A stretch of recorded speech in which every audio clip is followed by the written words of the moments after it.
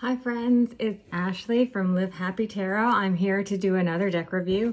I'm doing the review of the Illustrated Crystallary, and it feels funny saying that because Crystallary, it's hard to say. Anyway, it's part of this book. So I earlier did a review of the Illustrated Herbiary, this box set, and I loved it so much that I went out and bought her other box set, but it's not actually available yet. And I really wanted this in a box set, but it comes in a book and it comes with cards in the back. Cards in the back. But you have to, they're perforated, so you have to pop them apart, and they're not as big as they're little. They're not as big as the Illustrated Herbiary. So while I love them, they're not as nice. And so I'm really hoping that she creates this in a box set, because when she does, I'm going to buy it. This is by Maia Toll, and the illustrations are by Kate O'Hara, thank goodness, because her illustrations are on point for the Herbiary set. So of course you need them for the Illustrated Crystallary. There are 36 oracle cards in this deck. It is very similar to the Illustrated Herbiary. Sorry, but that's the first deck I bought from her, so it's what I'm using as my like touch point. And so in the book, it has a beautiful picture. This is the card, and then it talks about the crystal, and then behind on the next page it has a ritual that you can do with the crystal, and it has some reflection you can do, like which would be like a meditation using the crystal. And I mean, these cards are so beautiful. So we'll go ahead and chat about these cards. Here's the card back. And again, it's very, very similar to the previous deck. So we have Howlite. We have Carnelian. We have Rose Quartz. Labradorite. Almandine Garnet. Turquoise. Azurite.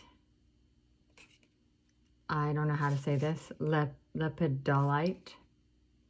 Wow, look at that beautiful unicorn. And of course, here's Moonstone.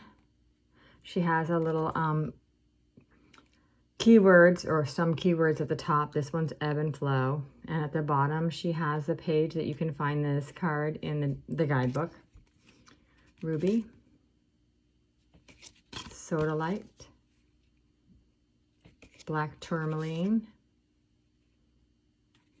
Ammolite. Sugalite. Garden quartz. Imperial topaz. Criscocala, I'm not sure. Green fluorite. Celestial quartz. Citrine. This one's so pretty. Larimar. Peridot. Rhodonite. And if I'm ruining some of these actual pronunciations, I'm sorry. Morganite. Smoky quartz. Obsidian.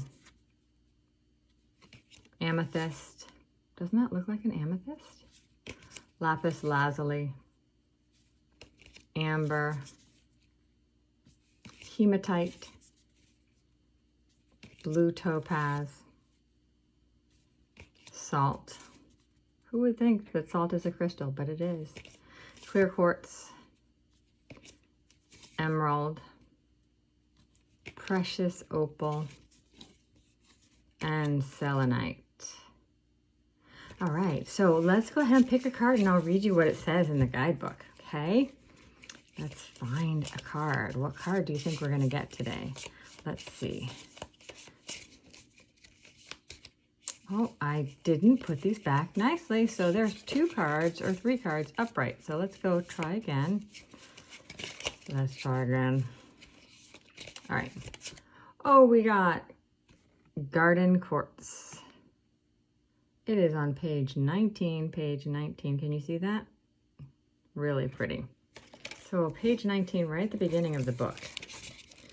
What does she tell us about garden quartz? Oh, you know what? This is the first crystal in the book. It says, "Come in, garden quartz whispers. You are welcome here." So the keywords at the top might be hard to read. There are worlds within you.